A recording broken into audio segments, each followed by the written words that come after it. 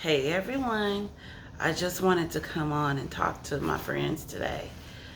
Something, that kind of touched me a couple of days ago. Actually, I guess was it yesterday? I'm losing my days here. It was a couple of days. Let's just say it was a couple of days ago. It might have been yesterday.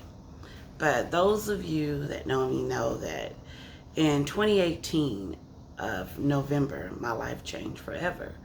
I lost my sister aunt, which is my aunt, but we grew up as sisters. She was only a couple of years older than me. So I always considered her my big sister. And when we hung together, she introduced me to my husband. I was with her for her kids. She was with her for my kids. We grew up together in every way. We tried new things together. We traveled together. And I watched her for a year gradually lose her life to autoimmune complications of autoimmune disease. And I knew I was going through some issues myself. Mind you, she's my aunt, but I call her my sister. So there's nothing hereditary in my family that linked our situations together. But I was so fixated on watching her, protecting her, taking care of her at the hospital every day. And this was for a year straight. And sadly, November 18th, she lost her life in 2018. And it crushed me. And it broke me. And I did not understand how much watching her for that year was going to touch my life and affect me. And when I thought I was going to be there for her two kids who are grown. We both have grown young kids, young adult kids. And I thought I was going to be there for her young adult kids and her grandkids and her husband who was grieving. But little did I know, only just maybe a couple of months after her passing, I didn't have time to grieve. She passed away November 18th. Next thing you know, it was Thanksgiving, then it was Christmas, and I go all out for Christmas. So I just had no time to do the proper grieving that a person would grieve. I'm what you would call someone who is a leader, maybe even a control freak, maybe even a nurturer and trying to nurture everyone else. And of course, us nurturers are always the last to be taking care of ourselves, even though we tell everybody else to take care of themselves.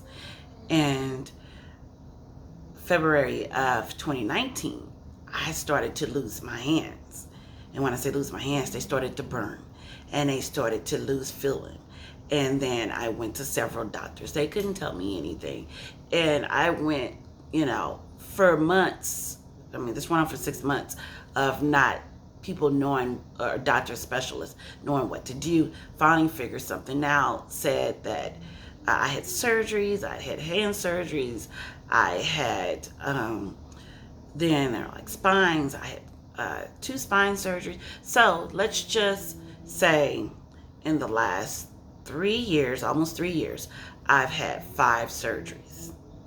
And each time, I have all these, in that time, I was diagnosed with several autoimmune diseases, from Raynaud's to borderline lupus to rheumatoid arthritis. And those of you who think rheumatoid arthritis is just your grandma having arthritis in her hands or knees, it is furthest from the truth. And those of you who know someone who has rheumatoid arthritis, they're just like, oh yeah, they shake their hands and it's better.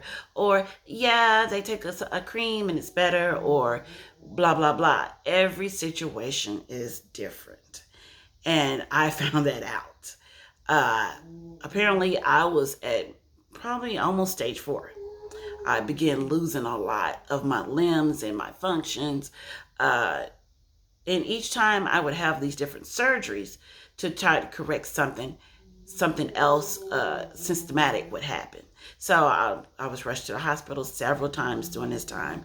in and out of urgent care, in and out of specialists, different type of specialists, first opinion, second opinion, third opinion, money that I didn't have to spend, but I had to figure it out because I was dying inside and my family could see it. Thank goodness my daughter, who just happened to be transitioning to college from the military and was here and all of a sudden had to be the leader of the house while my husband worked. So I have an adult son who has a characteristics of autism. And thank goodness I went through his experience because it taught me what was to come. And my daughter became the leader of the family. I mean, I couldn't fill out paperwork. I couldn't even answer questions. My fine motor skills were poor. I couldn't tell time, which was irritating. Why I couldn't tell time? I'm looking at the time, but I can't tell time. Or I couldn't do multiplication. I couldn't subtract. I couldn't do any type of math. I couldn't count money. I mean, I couldn't pick up money. I couldn't cook. Then it got to the point where I couldn't dress myself. And I couldn't think of this match with this, or I couldn't put on socks, or I dropped something and couldn't pick it up. Then it got to the point where I couldn't walk. And it got to the point where I was falling. And this is all these different surgeries I was having. Everything, my system was attacking itself. My healthy body was attacking its own self of the unhealthiness that was going on.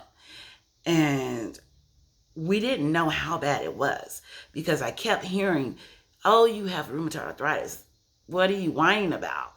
And you should not be feeling this way. And I'm like, yes, I'm telling you, and even though I'm telling people this, and even though they could actually see, I don't know if they thought I had Munchausen syndrome, I was faking it. I don't know what they thought. At that point, I didn't care. I didn't have the thought process to even care what they thought. I just wanted someone to understand what I was going through. Going to all these different specialists and they not, fixing one thing and my body had broken all over. My skin was getting attacked. My bones, my joints, everything. I developed fibromyalgia on top of that. So now my spine, my muscles, everything that belonged to my body was being attacked. I was under siege in every way. Not to mention I had diabetes. I had my diabetes under control, and all of a sudden I didn't. So now my blood sugars are 400 and all this, and I'm like, my heart is beating out my chest, and I'm like thinking I'm dying, and I'm like, oh my goodness, I'm reading all these books and these magazines. I'm talking to all these people. I'm joining all these groups. I'm trying to learn what is traumatizing my body. I'm trying to help professionals figure out what's going on with me, as I did with my son, on trying to help teachers figure out how to teach my son. Leave it to me and my son to be so high maintenance when it comes to our health, our body, our well-being, our minds, our spirits. And I started to lose someone that's in control your entire life, someone that's a leader, someone that's a helper, a fixer-up, someone who's a problem solver or who's a creative person that wants to try to create something to make something better or to create something that don't exist. I couldn't do that, and it was driving me insane, and I didn't know how to help people to help me because I didn't know I've never been in that position. I've always helped others, but I found myself not knowing how to help myself. And when you have all these specialists that I'm spending all this money on that I don't have, I still have bills from all of that, and they still keep piling up. And that's a totally another video, guys. And those of you know what I mean. But my goodness, trying to figure this all out. And it was only a month and a half ago, if that long, that one of my doctors realized that some of the issues I was having after each surgery, it took so long for me to heal from each of these surgeries, whether it been from spine surgery, where they had to cut, I don't know if you guys can see it, where they cut me twice, different times of my spine, because I had really bad compression, and that was contributing to some of these issues I was having. And they thought, oh, you're just diabetic and you're not healing fast. That's all. It's just going to take a while. But I would do therapy, and I would do it to my fullest. I am no joke, okay? I am not the one who gets something done and whine about it and like, whoa, me, it hurt. No, I'm like, get in there. No disrespect to anybody else. But for me, I don't have time to whine about it.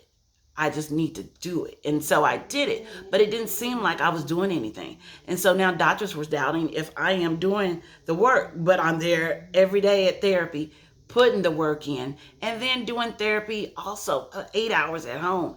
And still, it was like a snail progress. It wasn't the progress that we were thinking. And by the time I was even making any little progress, bam, here comes another procedure that has to be done emergency. Otherwise, I'm going to lose some type of other faculty. And I'm like, oh my God. And each time I go into surgery, I feel like I'm going to die, or I feel like, I don't know if I'm going to make it. I don't know if it was twice. I've had surgeries twice this year alone. And I felt like, I don't know if I'm going to make it. Please, Lord, just get me through this surgery. And I promise, I will do everything it takes. And I had did that already. But each time I was feeling like I was drowning in my own whatever. I had lost my soul. I had lost my spirit. I can't even say it was broken anymore. All I can say, I lost my spirit. And I was trying to I've never felt this way.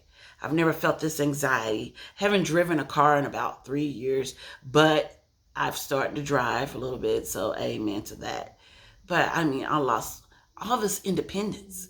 40-something years old, and I'm losing all this independence. Feeling as if I'm 90. I don't feel like I'm 60. I don't feel like I'm 70. I feel like I'm 90. Like I am at the end of my lifespan.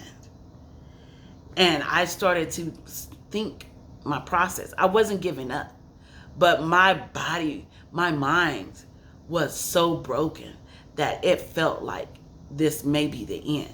So you have to start thinking, maybe this is the end. So here's the things that I need to get in order. And I had meltdowns. Me, Trina, have meltdowns, have anxiety attacks, all the stuff that I was told, first of all, Black people don't have. Black people don't have meltdowns, anxiety attacks, depression. Get out of here with that stuff. Quit whining. That's what you need to do. Suck it up. All the stuff that I was raised that Black people didn't feel, I felt. Or weak. And I felt weak. Now, I didn't feel all that what I just said about Black people don't feel this. I know it's relevant and it's there in our community. It's in every community. It doesn't see color or race. But what I was feeling is like I was weak, because my daughter had to look at and feel all of this, what I'm going through. The anxiety, the depression, the breakdowns. And boy, let me tell you, the breakdowns was so real. And she had to witness those breakdowns. Your own daughter, who you're supposed to be strong, who you're supposed to see you as up here, who's you supposed to be nurturing, now had to nurture you. Now, I know sometimes in life you have to exchange positions. But at 40-something, having to already exchange positions of caretaker, and she had to see all that, now I felt weak. I felt like, what kind of mother am I? I don't have nothing to contribute. So if I did go, my kids would be okay. They're adults. My daughter would be able to be there for my son. She's been there for my adult son with autism for the last 2 to 3 years. So if I mean, they would have missed seeing me, but my contribution, my purpose was not there. At least that's what I felt. And I ain't gonna lie, I still feel that today because I'm human. And I had to come to terms with that. It's okay to feel all of that. It's okay. It is okay. I had to learn everything I've been teaching everybody else. I had to learn it for myself. It's okay to feel broken, to feel like you shattered in pieces, to feel like your spirit's broken, to feel like you don't have a soul in you. You're not whole. Your purpose is not there. And I was thinking, man, on the application, every time you go into the doctor, I mean, I would have to ask for permission because we're going through this COVID. So not on top of me losing my sister aunt, I went straight from losing my sister aunt 2 months later, straight to losing my independence, my livelihood. I quit my job of 15 years that I love, that I was an advocate of the autism community. And now I'm not. My purpose, that was my purpose. Me having a son on the spectrum and me helping others or creating programs was not there anymore. My spirit was broken. Not that I got tired of it or overwhelmed about it. I loved it. But I was so into others, I didn't hear what was screaming inside of me. The alarm bells was going off and I didn't hear it. And people, if you hear any alarms, please do not ignore it. Don't wait until they're screaming so loud that everybody else can hear it too. And I've been wrestling with, this autoimmune is no joke. It is not for the ordinary person. It's for an extraordinary person for sure. And I'm not going to lie. I'm going to tell you, I'm extraordinary. I believe that. I've always believed that. I've always knew I had a purpose. And I always knew my purpose was always going to change, depending on what season I was in. I knew that from when I was 10 years old. So I knew that. I just didn't know the drastic transitions of how it was going to happen. Some transitions going to happen smooth, and some transitions are going to be abrasive. And if you can hear my voice, I am starting to make complete sentences that go together now.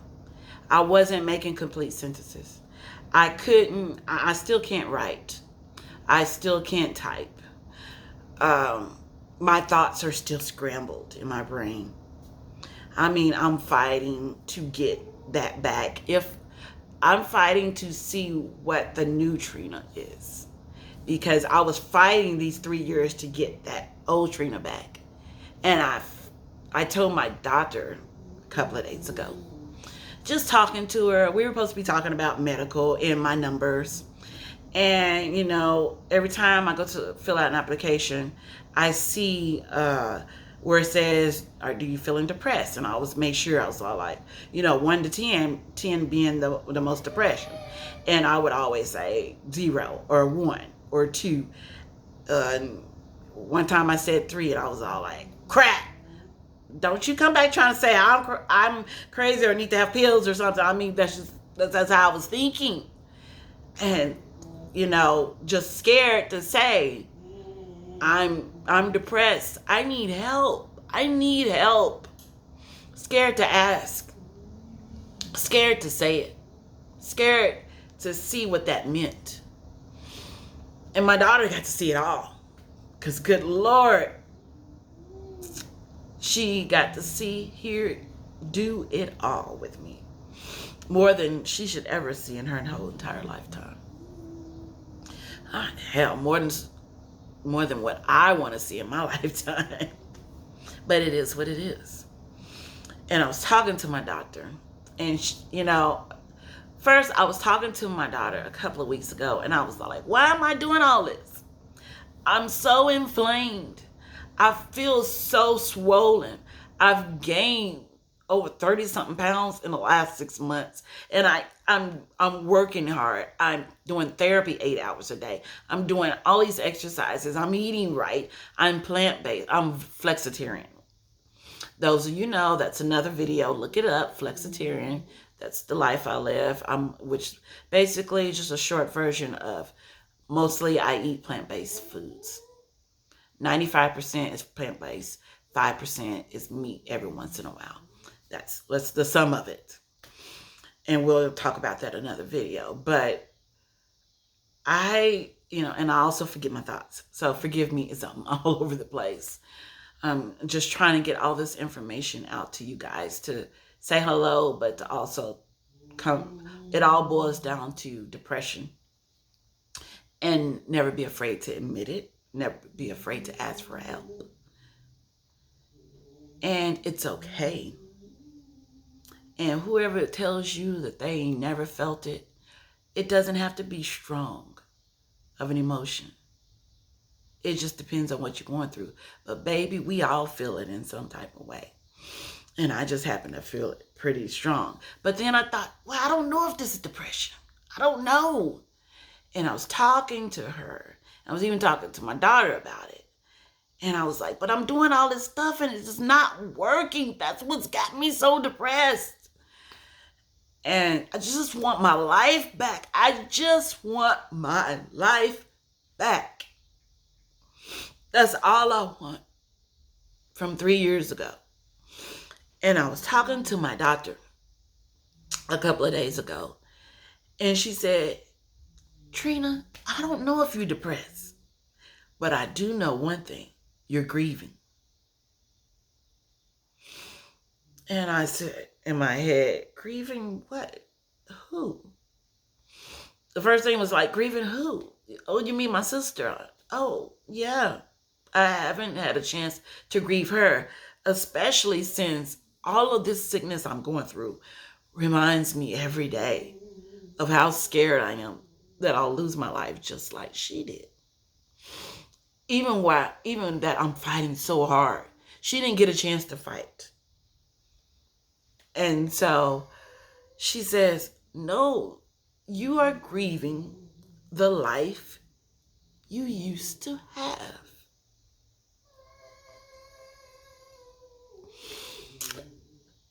If you can hear my son in the back, that's him. At this time of the night, he loves to sing and make all the noises he can, and especially when mom's on video.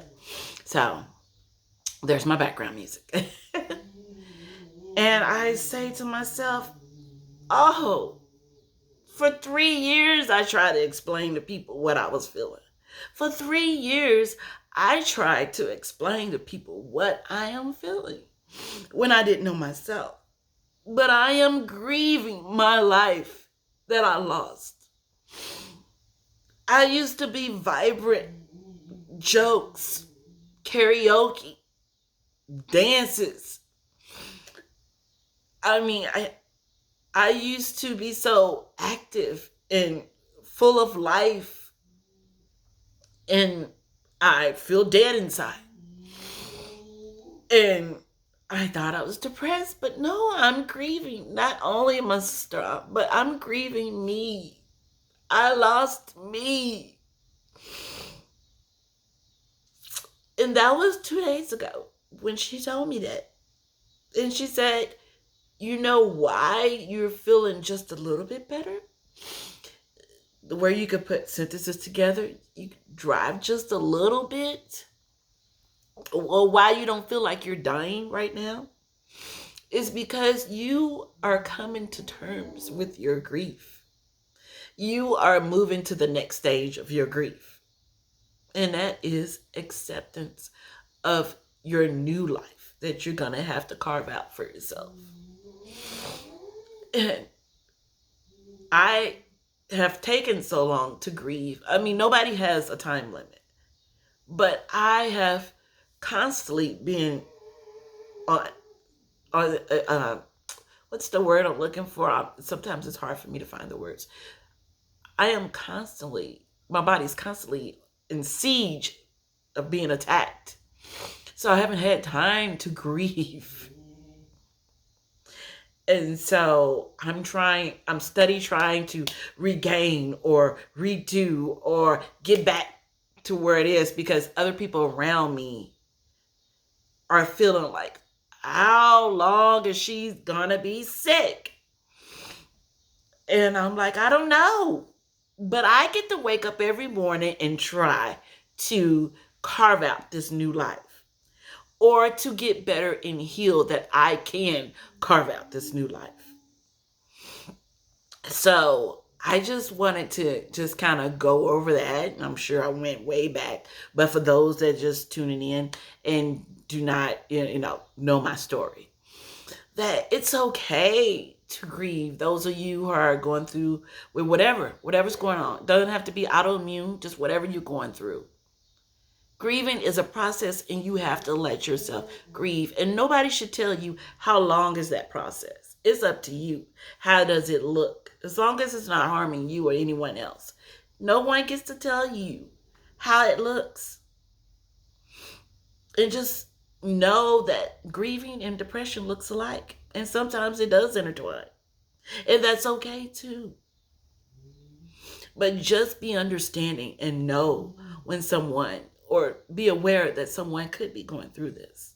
Check on someone, whatever they're going through. They don't have to be going through autoimmune, just whatever. Just understand when people are saying something to you, believe it. And be that ear for them, or whatever they need. Or get out the way so someone else can be that for them. Grieving. That's a new word that I am just, it's in my head. I'm just rolling with it and coming to terms with it. Sometimes when you have a word that's attached to your emotion that you haven't had before, the healing process can be at least in your head. Body is really slow to heal, and it's a long way. And I haven't did a really good video in a long time, but I wanted to touch bases with you guys. I'm gonna try to do more videos. I live moment to moment these days, but I get to live. I hope you're doing the same. I hope you're doing the same. I love you guys. Talk to you soon. Bye.